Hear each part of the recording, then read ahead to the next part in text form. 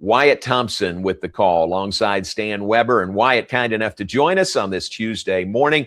Hey, man, good to see you. Good to hear from you. Thanks for your time. My pleasure. It is always an honor to be on the John Morris Show, so thanks for the invite. Welcome to Little Apple, sir. Good to have you here. It's always fun. We're staying at the Bluemont, so a pretty good spot here, and I know you know that well. And how about 71 degrees today? It's pretty nice. I didn't have much to do with that, but you're welcome. How about that? Yeah, thank you. Yeah.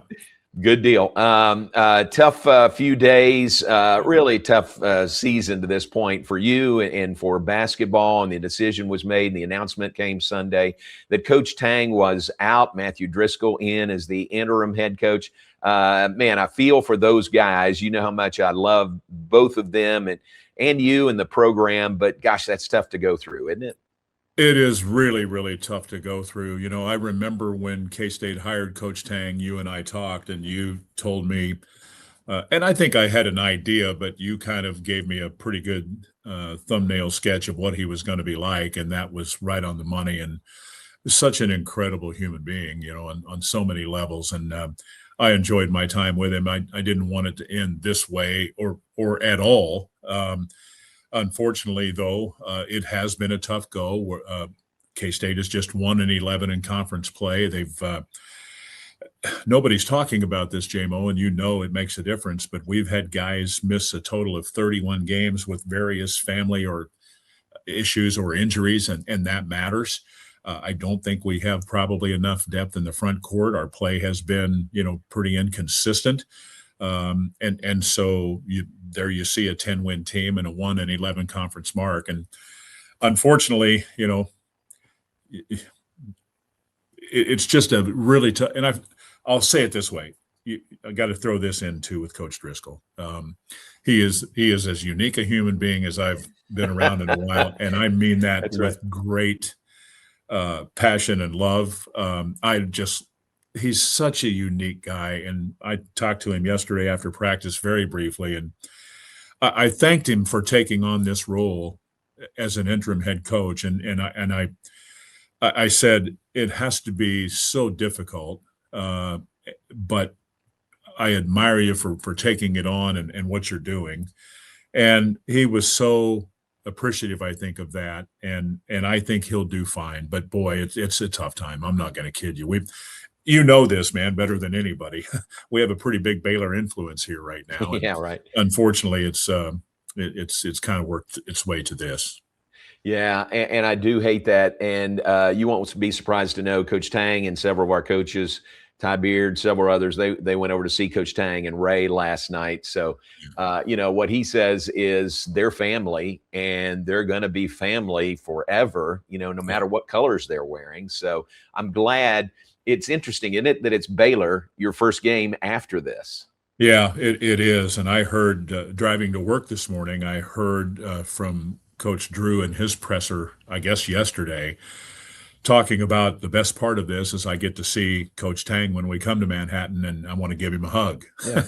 I think that tells you everything you need to know. I mean, Coach Tang was there with him 19 years, and I just love him as a person, but his love for the game and what they accomplished in Waco, I think will always be special for him. And why wouldn't you want it to be? That was a heck of a run, man, no doubt about it. Yeah. From where they started to where when he left was remarkable, actually. It really was. And then the game comes up tonight, and Coach Driscoll will be over there. Do you think at this point in the season, does he make any drastic changes in what y'all been doing? Is it a new voice? How different do you think things might be? I think, honestly, there may be a little bit of a difference, but very little, honestly. I think all of these guys were on the same page and believing what they were doing was right and what fit this group. So I don't really see a whole heck of a lot of change coming. They worked on a couple of things yesterday that might be a little bit different, but I mean, most people probably wouldn't even notice them, if I'm being honest. I didn't notice. I don't know how I didn't know this, but I didn't notice till yesterday. Henry Dugot's here. Yeah, that's great. What a nice young man. Yeah, around me so far, he's got just that little wry smile, and he's very quiet. But I think he's enjoyed it here. This last couple of days has been really difficult, but you know, I really have enjoyed having him here, and Mark Vital too, for that matter. And Yeah. that's what I was saying. There's such a connection to your fine program through all of this. And I was there yesterday, and it's I mean, it's just hard, JMO. We've seen it before, and coaches will tell you they're hired to be fired, and that is so. But man, you hate it for really great people. Yeah, it's a tough business sometimes, Yes. and they know it, and you and I have been around it, but it's just tough when it happens. Yeah. What these days, Wyatt, and you'll have good perspective on this, but these days when you're doing almost a new roster every year and you're re-recruiting your players, Yeah. and the transfer portal, is where you go shopping, almost more than high school recruiting. These are strange times, aren't they, in college athletics? You said that perfectly, because I think it is. I mean, the best of coaches struggle from time to time with, 11, 12, 13, 14, 15 new guys. I mean, think about, the Baylor group and how few people they had back, and Kansas. And that's Baylor and Kansas, Yeah. right? And it's happened here way more frequently, I think, than in the last couple of 2 or 3 years than Coach Tang would have wanted, but it is part of it. And I've always said in these interviews, and I'm sure you say the same thing, I understand why the kids get in. It's a business now, and it's pay for play, whether you want to admit it or not. Right. And it's in their best interest to at least scout it out. And it is big money now. And, I'll bring up Coach Snyder here. Many years ago, Coach Snyder made a statement to me that we've lost our way in college athletics. I don't know what he would say about today's culture, because it's Right. You know what I mean? Right. I know he would dislike it immensely, but it's changed so much in the last 4 or 5 years. It's just crazy. Yeah, wild. What do you think the fan reaction, the student reaction will be tonight? Will there be, kind of renewed excitement, enthusiasm, full house? What do you think the Bramlage is going to be like? It's a wonderful question, and it is a proper one, isn't it? But the real truth is I don't know. I would like to think that they will, give Coach Driscoll a chance, and because the last home game we played, it was Cincinnati, and we had kids wearing bags over their head and crazy stuff like that. And when you're doing this thing with so much money on the line now, I guess the expectations are higher than ever before, and that's the bottom line. But I do think that I'm hopeful, at least, that they will give Coach Driscoll a chance, because you know what he's all about. I know what he's all about, and he's what's good in college athletics as far as I'm concerned, 1,000%. And hopefully they'll be into it. They're facing another pretty darn good team, even though they've struggled a little bit this year too. And I hope it plays out that way. Yeah, important game for both of us, yeah. Baylor and K-State. Coming up tonight. Let me take a sharp left turn.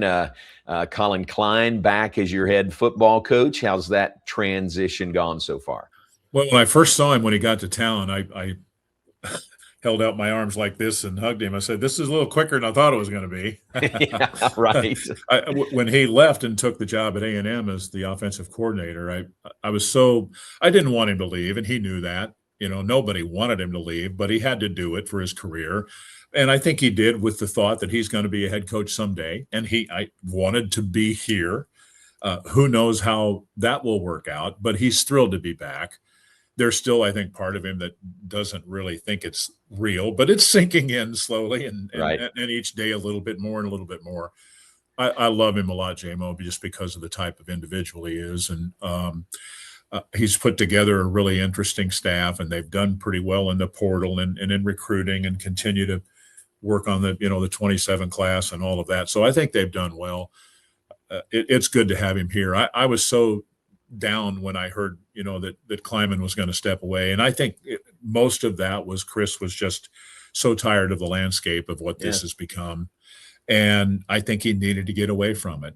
Will he coach again? I don't know. But I think the game is better with him in it. And he was great to me in the 7 years that he was here. But if there's sometimes when things happen that break your heart, the next step is, something good. And that's the way I choose to look at this. And I love Colin Klein. I'm not going to deny it to anybody anywhere. He's a unique talent, 1,000% true. Great hire.